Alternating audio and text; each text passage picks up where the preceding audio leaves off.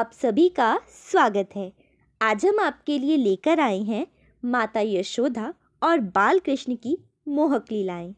श्री कृष्ण जो संपूर्ण ब्रह्मांड के स्वामी हैं, अपने बाल रूप में कैसे माता यशोदा को नटखट बालक की तरह छलते थे और कैसे अपनी बाल लीलाओं से समस्त ब्रजवासियों का मन मोह लेते थे, यह जानकर आपका मन भी आनंद से भर उठेगा। आइए कथा प्रारंभ करते हैं। माखन चोर की लीला। ब्रिज की गलियों में जब जब माखन की सुगंध आती, तब तब नन्हे कान्हा अपनी सखाओं के साथ चोरी करने के लिए पहुंच जाते। मटकी तोड़कर, माखन चुराकर गोपियों को चिढ़ाते और अपने भोलेपन से हर किसी का दिल जीत लेते। एक दिन गोपियों ने माता यशोदा से शिकायत की, माँ यशोदा, तुम्हारा कान्हा बड़ा शरारती हो गया है, हमारी मटकी का सारा माखन खा जाता है। माता यशोदा ने श्री कृष्ण को पकड़ने का प्रयास किया, लेकिन कान्हा इतने तेज थे कि पकड़ में ही नहीं आ रहे थे।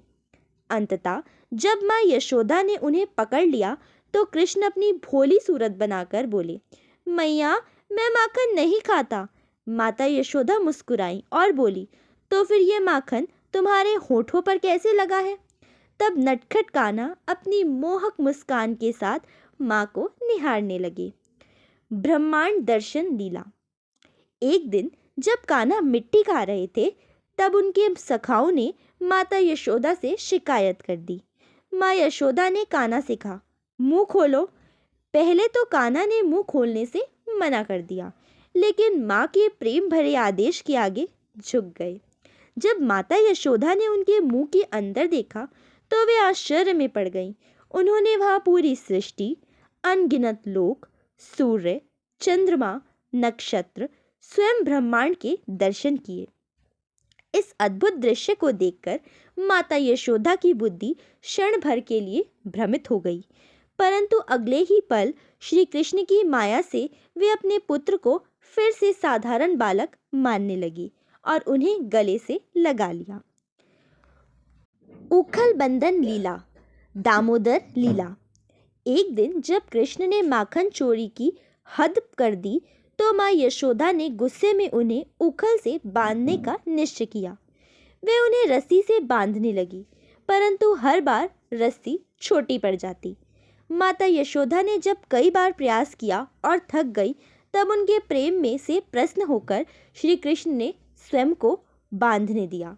जब कृष्ण उखल से बंधे हुए थे, तब उन्होंने दो विशाल वृक्षों नलकूबर और मणिग्रीव को गिराकर दो देवताओं को मुक्त कर दिया। माता यशोदा को यह देखकर बड़ा आश्चर्य हुआ, लेकिन उनके लिए कान्हा तो बस उनका प्यारा नटखट लाल था। श्री कृष्ण का बाल स्नेह। माता यशोदा और श्री कृष्ण का रिश्ता केवल माँ और पुत्र का नहीं, बल्कि प्रेम और भक्ति का अनोखा संगम था। जब भी माता यशोदा कान्हा को गोद में लेकर सुलाती, तो स्वयं ब्रह्मांड के स्वामी माँ की गोद में शिशु की तरह चैन की नींद सो जाते।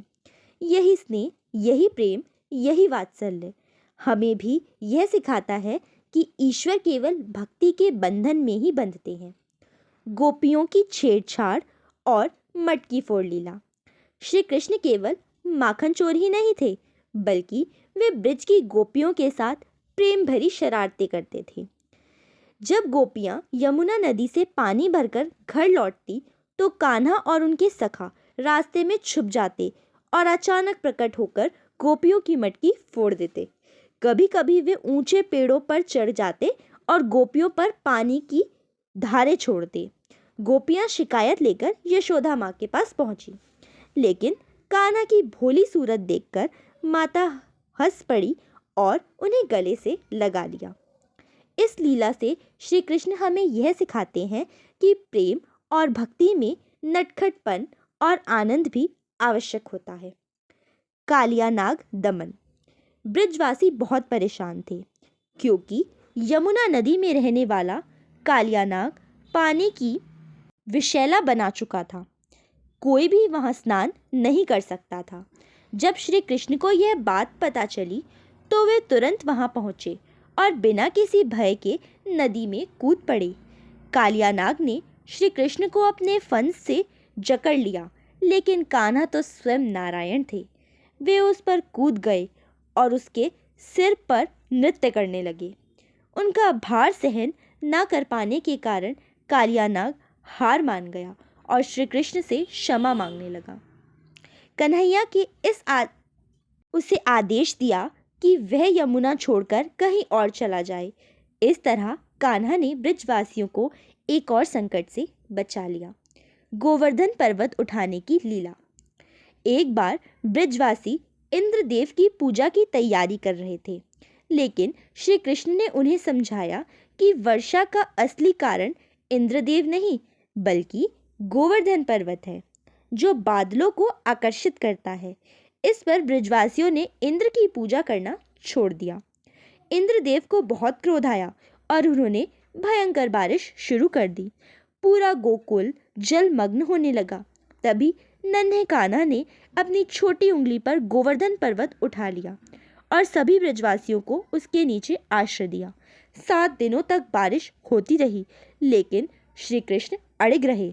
अंत में इंद्र को अपनी गलती का एहसास हुआ और उन्होंने श्री कृष्ण की महिमा को स्वीकार कर लिया। यह कथा हमें सिखाती है कि अहंकार हमेशा पराजित होता है और सच्ची शक्ति प्रेम और करुणा में होती है। रासलीला और गोपियों की भक्ति। गोपियाँ श्री कृष्ण को अत्यंत प्रेम करती थीं। एक दिन पूर्णिमा की रात कान्हा ने अपनी मधुर बांसुरी बजाई। उसकी धुन सुनते ही गोपियाँ अपने अपने घर छोड़कर यमुना तट पर आ पहुंची। श्री कृष्ण ने प्रत्येक गोपी के साथ दिव्य रास रचाया, जिसमें प्रेम, भक्ति और आत्मसमर्पण की अनूठी झलक थी। यह लीला हमें सिखाती है कि सच्चा प्रेम केवल भौतिक नहीं होता, बल्कि वह आत्मा का परमात्मा से मिलन है। गोपियाँ अपनी सांसारिक मोह माया छोड़कर श्री कृष्ण की भक्ति में लीन हो गईं। श्री कृष्ण की वंशी की अद्भुत महिमा। श्री कृष्ण की बांसुरी को धुन इतनी मधुर थी कि जब वे उसे बजाते थे तो पशु पक्षी तक मंत्रमुग्ध हो जाते थे। गायें अपने दूध देना बंद कर देती थी और गोपियाँ अपने सारे काम छोड़कर उनकी ओर दौड़ पड़ती थी। श्री कृष्ण की बांसुरी केवल संगीत का स्रोत नहीं थी, बल्कि वह प्रेम और भक्ति का संदेश देती थी। इसकी धुन सुनकर सभी जीवात्माएं अपने असली स्वरूप को पहचानने लगती थी। यह कथा हमें सिखाती है कि जब हम श्री कृष्ण की भक्ति में लीन होते हैं तो संसार के सभी मोह माया पीछे छूट जाते हैं। श्री कृष्ण और सुदामा की मित्रता। बाल्यकाल में श्री कृष्ण और सुदामा गुरुकुल में साथ पढ़ते थे। समय बीतता गया। श्री कृष्ण द्वारका के राजा बन गए और सुदामा गरीब ब्राह्मण बनकर जीवन यापन करने लगे। एक दिन जब सुदामा अपनी पत्नी के कहने पर श्री कृष्ण से मिलने आए तो वे बहुत संकोच में थी, लेकिन जैसे ही श्री कृष्ण ने उन्हें देखा वे दौड़कर उनके गले लग गए। उन्होंने सुदामा के चरण धोकर अपने मित्र के प्रति अपार प्रेम प्रकट किया। यह कथा हमें सिखाती है कि सच्ची मित्रता धन वैभव से नहीं बल्कि प्रेम और श्रद्धा से बनती है। श्री कृष्ण और राधा का प्रेम। श्री कृष्ण और राधा का प्रेम केवल सांसारिक प्रेम नहीं था, बल्कि यह आत्मा और परमात्मा के मिलन का प्रतीक था। राधा जी श्री कृष्ण की प्रेम शक्ति थी। वे जानती थीं कि श्री कृष्ण केवल उनके नहीं बल्कि संपूर्ण सृष्टि के हैं, लेकिन फिर भी उनके प्रेम में कोई स्वार्थ नहीं था।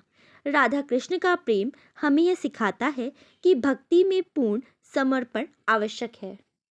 बाल कृष्ण का रोना और माता यशोदा का स्नेह। जब श्री कृष्ण का जन्म हुआ तब से ही वे अपनी अद्भुत लीलाओं से सबका मन मोहने लगे। जब कान्हा छोटे थे तो वे अपनी माँ यशोदा से अत्यंत प्रेम करते थे। यदि माता थोड़ी देर के लिए भी उन्हें अकेला छोड़ देती तो वे जोर जोर से रोने लगते। माई, मुझे अपनी गोद में उठा लो, मैं अकेला नहीं रह सकता। यशोदा जी तुरंत दौड़कर कान्हा को गोद में उठा लेती और उन्हें प्यार से झूला झुलाने लगती। यह देखकर गोकुल की अन्य महिलाएं कहती, यशोदा, तेरा लाल तो बहुत लाडला है। यह तुझे छोड़कर एक पल भी नहीं रह सकता। माता यशोदा प्रेम से मुस्कुराती और कान्हा को गोद में झुलाने लगती। माता यशोदा और कान्हा की पकड़म पकड़ाई। जब गोपी ने माखन चोरी की शिकायत माता यशोदा से की तो माता ने कान्हा को पकड़ने की कोशिश की, लेकिन कान्हा तो बड़े चंचल थे। वे दौड़ते हुए इधर उधर भागने लगे। अरे नटखट, आज तो मैं तुझे पकड़ कर ही रहूंगी। कान्हा मुस्कुराते हुए तेजी से भागने लगे, लेकिन आखिरकार माता यशोदा ने उन्हें पकड़ लिया। वे उन्हें अपनी गोद में लेकर प्यार से डांटने लगी। तो इतना शरारती क्यों है? माखन चुरा कर खाता है, गोपियों को परेशान करता है। अम्मा, मैं चोरी नहीं करता, यह माखन तो मुझे बहुत पसंद है। माता ने उन्हें हंसते हुए गले से लगा लिया और कान्हा को शरारतों को क्षमा कर दिया। कृष्ण को डांटने के बाद माँ यशोदा को हुआ दुख। एक दिन श्री कृष्ण ने बहुत शरारत कर दी। उन्होंने मिट्टी खा ली और पूरे आंगन में माखन फैला दिया। माता यशोदा ने जब यह देखा तो गुस्से में बोली, कान्हा, तू रोज रोज शरारतें करता है, आज तो तुझे मैं सजा दूंगी। कान्हा डरकर एक कोने में जाकर बैठ गए और मुंह फुलाकर रोने लगे।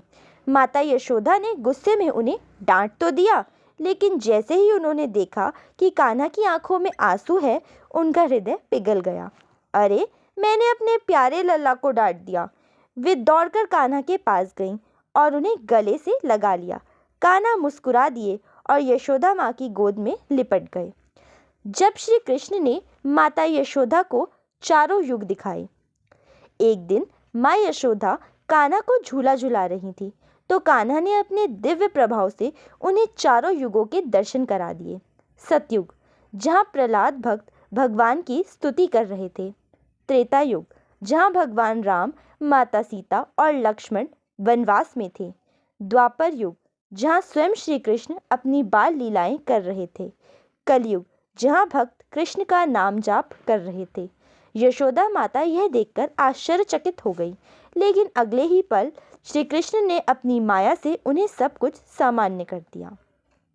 माता यशोदा अपने हृदय में सोचने लगी, क्या मेरा कान्हा कोई साधारण बालक नहीं, स्वयं नारायण है?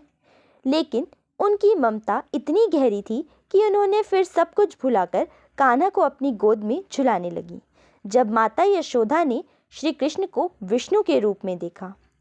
एक दिन माँ यशोदा अपने बाल कृष्ण को नहलाने के लिए जल लेकर आई। जैसे ही उन्होंने जल में देखा, वहाँ उन्हें कान्हा के स्थान पर भगवान विष्णु का दिव्य रूप दिखाई दिया। उनके 4 हाथ थे।